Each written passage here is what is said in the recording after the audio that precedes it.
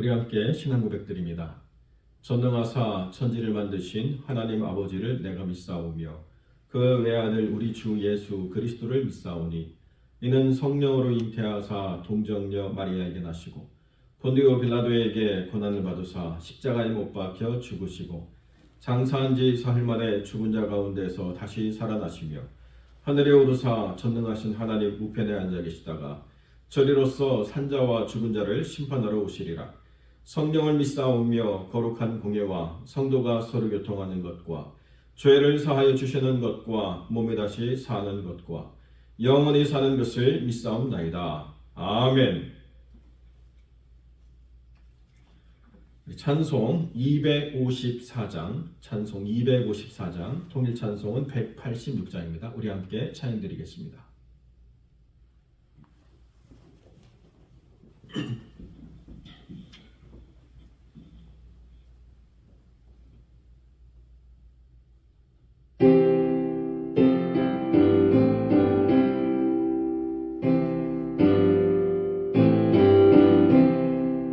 내 주의 보혈은 정하고 정하다 내 죄를 정케 하신 주 나로라 하신다. 내가 주께로 지금 가오니 십자가의 보혈로 날 씻어 주소서. 약하고 주에도 주께로 나가면 힘 주시고 내 추함을 곧 씻어 주시네. 내가 주께로 지금 가오니 십자가의 보혈로 날 씻어 주소서. 나오라 하심은 온전한 믿음과 또 사랑함과 평안함 다 주려 함이라. 내가 주께로 지금 가오니 십자가의 보혈로 날 씻어 주소서. 큰 죄인 못 받아 살 길을 얻었네. 한없이 넓고 큰 은혜 베풀어 주소서. 내가 주께로 지금 가오니 십자가의 보혈로 날 씻어 주소서. 그 피가 맘속에 큰 증거 됩니다. 내 기도 소리 들으사 다 허락하소서. 내가 주께로 지금 가오니 십자가의 보혈로 날 씻어 주소서. 아멘. 오늘 나누실 하나님의 말씀 데살로니가전서 5장 15절부터 24절까지의 말씀 우리 함께 봉독하겠습니다. 데살로니가전서 5장 15절로 24절의 말씀 신약성경 332쪽에 있습니다. 제가 함께 봉독하겠습니다. 삼가 누가 누구에게든지 악으로 악을 갚지 말게 하고 서로 대하든지 모든 사람을 대하든지 항상 선을 따르라. 항상 기뻐하라. 쉬지 말고 기도하라. 범사에 감사하라. 이것이 그리스도 예수 안에서 너희를 향하신 하나님의 뜻이니라. 성령을 소멸치 말며 예언을 멸시치 말고 범사에 헤아려 좋은 것을 취하고 악은 어떤 모양이라도 버리라. 평강의 하나님이 친히 너희를 온전히 거룩하게 하시고 또 너희의 온 영과 혼과 몸이 우리 주 예수 그리스도께서 강림하실 때에 흠 없게 보존되기를 원하노라. 너희를 부르신 이는 미쁘시니 그가 또한 이루시리라. 아멘. 본문의 말씀을 가지고 부르신 이가 이루시리라 라는 제목으로 이 말씀을 함께 나누겠습니다.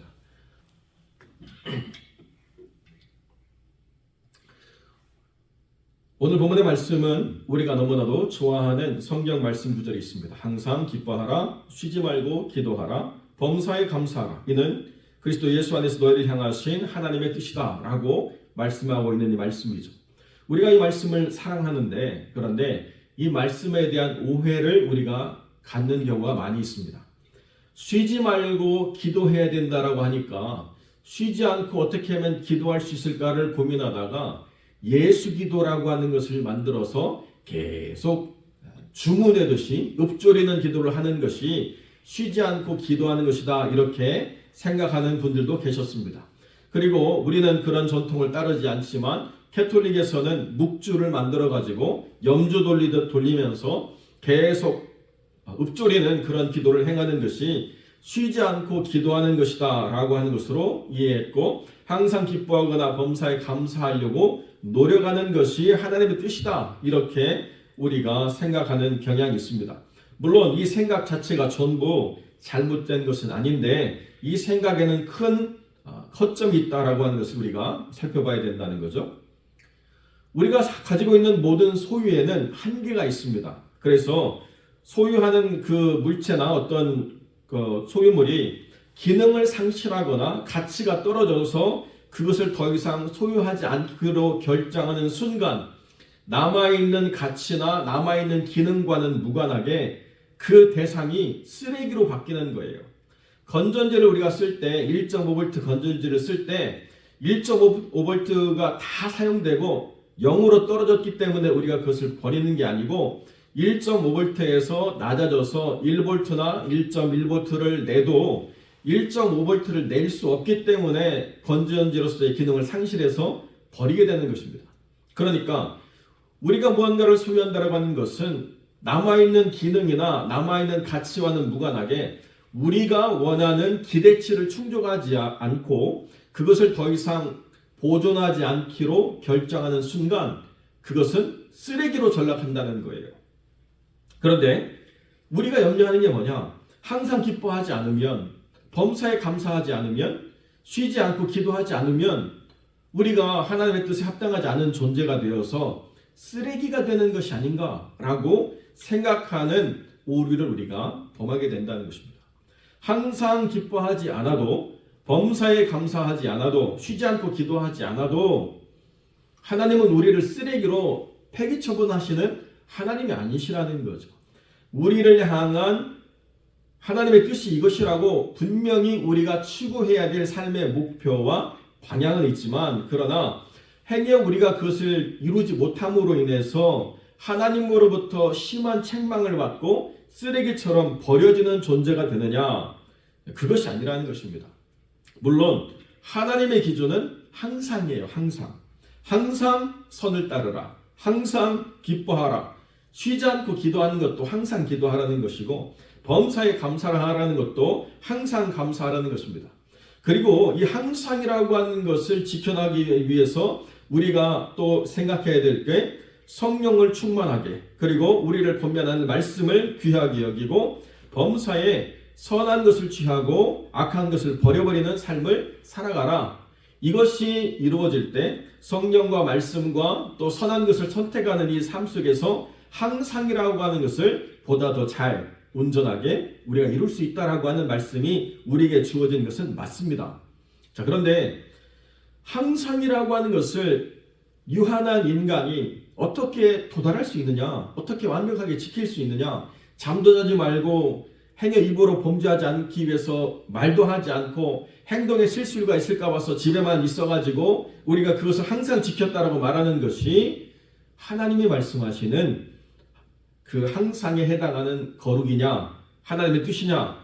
이것은 아니라는 거죠. 그러니까 우리가 이것을 우리의 생각의 개념으로 전환해가지고 우리는 항상 모든 것을 할 수 있는 사람이 되어야 된다라고 하는 것은 율법적인 생각이라는 것입니다. 주님은 우리를 택하셔서 주님의 거룩한 소유로 삼으셨습니다. 그래서 우리가 무언가 가치를 가지고 있었기 때문에 주님이 우리를 선택한 게 아니고 우리는 처음부터 무가치한 존재였습니다. 무능력한 존재였습니다.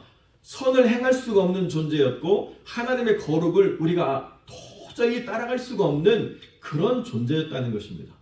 그러니까 주님이 말씀하시고자 하는 핵심은 뭐냐? 출발이 무가치에서 출발했다는 거예요. 전적인 하나님의 사랑으로 우리가 하나님의 소유가 되었기 때문에 하나님이 기대하시는 방향으로 나아가는 방향을 우리에게 하나님이 제시하신 것이다. 그리고 우리는 원래 그 기능이 없었다는 거예요. 우리는 원래 그 가치가 없었다는 것입니다. 그러면 우리는 어떻게 살아갈 것이냐? 23절과 24절의 말씀이 우리가 살아가야 되는 삶을 가르쳐주고 있다는 것입니다. 누가 거룩하게 하시느냐? 누가 온전하게 하시느냐? 평강의 하나님이 친히 너희를 온전히 거룩하게 하신다. 주님께 내어 맡기고 주님을 따르다 보면 하나님 안에서 우리가 하나씩 구비되어져 가는 것을 우리가 경험하게 되는 것이다. 내 힘과 내 능력으로 모든 것을 완벽하게 이루어가려고 애쓰는 것은 하나님보다 앞서 나가려고 하는 일들이고 그것은 오히려 하나님을 회방하는 일에 해당하는 것이라는 거예요. 선한 열심을 가지고 그 뜻대로 나아가는 것은 맞지만 그 안에서 우리가 분별력이 있어야 된다는 것입니다. 그 안에서 하나님의 음성에 귀 기울이고 하나님의 뜻 안에서 구비되어져 가는 것, 이것이 정말 중요한 가치라는 거죠. 우리의 영과 혼과 몸을 보존하시는 이가 누구시냐? 예수 그리스도의 날까지 하나님께서 우리를 보존하신다. 이것이 성경이 가르쳐주고 있는 중요한 원리라는 것이죠. 하나님이 우리를 이끌어 주셔서 감사하게 할 때 원망과 불평이 아니라 감사하고, 하나님이 기뻐하라고 말씀하실 때 하나님 이런 것도 내가 기뻐해야 됩니까? 이런 형편에도 내가 기뻐해야 됩니까? 라고 반문하지 않고 기뻐하고, 하나님 여기까지 내가 기도해야 됩니까? 라고 하나님 앞에 반문하지 말고 하나님의 기도의 마음을 주실 때, 하나님이 그것을 붙잡고 기도하라고 명령하실 때 즉각적으로 기도하는 것이 우리가 하나님 뜻 안에서 온전하게 거룩함을 추구하는 삶으로 나아가는 것이다. 그러니까 방향과 어떠한 기준은 있지만 그 방향으로 이끄시는 이가 하나님이시라는 것을 우리에게 가르쳐주고 있다는 것입니다. 그러니까 상황을 개선하거나 무언가 목표를 설정해서 그것을 성취하는 것도 우리의 삶의 믿음의 훈련이긴 하지만은, 그러나 그것을 이끄시는 이가 하나님이실 때 가능하다는 것이죠. 그것이 우리가 하나님의 소유된 것과 우리가 세상의 것을 소유하는 것 사이에 가장 큰 차이라는 것입니다. 우리는 하나님 안에서 기능을 상실하거나 가치를 잃어버린 존재로 폐기 처분되는 존재가 아닙니다. 우리는 하나님의 뜻대로 하나님의 거룩함을 드러내기 위해서 하나님이 우리를 이끄시는 대로 하나님의 손을 붙잡고 나아가기를 자원할 때 언제든지 우리는 하나님 안에서 회복되어지고 개선되어지고 믿음의 진보를 이룰 수가 있다는 거죠. 그래서 하나님이 우리에게 뭘 원하시느냐? 소유가 부요한 자가 아니라 우리라고 하는 나 자신의 존재가 부요한 자로 우리를 이끄신다. 소유는요, 부요해지기 위해서는 n분의 1로 나누어져야만 이것이 소유를 가능하게 하기 때문에 나누지 않아야 부요해지는 거예요. 나눌 수 있는 사람이 적으면 적을수록 부요해지는 것입니다. 그러나 존재가 부요하다라고 하는 것은 나누기가 아니라는 거예요. 존재가 부요하다라고 하는 것은 더하기나 곱하기가 된다는 것이죠. 많으면 많을수록, 그런 존재들이 많으면 많을수록 더 풍성한 은혜를 우리가 드러낼 수 있습니다. 더 풍성한 감사를, 더 넘치는 기쁨을 우리가 드러낼 수 있고 더 온전한 기도를 우리가 드릴 수 있다는 거죠. 그러니까 교회 공동체 안에서 존재로 부유한 사람들이 많아지면 많아질수록 그 교회 공동체는 기쁨과 감사가 넘치는 공동체고 기도가 풍성한 공동체가 되는 것이다라고 주님이 우리에게 가르쳐주고 있다는 것입니다. 나만 그렇게 돼야지라고 독선과 아집으로 나아가는 것이 아니라 나와 함께하는 모든 이들이 기쁨과 감사를 나눌 수 있는 삶으로 바뀌어지는 것, 그리고 함께 기도로 나아가는 것이 하나님이 우리에게 원하시는 삶의 가치라는 것입니다. 어떤 미국 신문에서 옥시덴탈 석유회사의 회장의 죽음을 보도한 기록이 있습니다. 92세로 장수하고 죽었는데요. 그 죽음 이전까지 그 사람은 존경받는 기업인이자 많은 사람들에게 영향력을 미치는 아주 좋고 훌륭한 기업인으로 비춰졌습니다. 그의 자서전을 보면 나무랄 것이 없는 아주 훌륭한 인생을 살았습니다. 그런데요, 그가 죽고 난 다음에 그의 치부가 드러났는데 그런 어떤 사람이었느냐?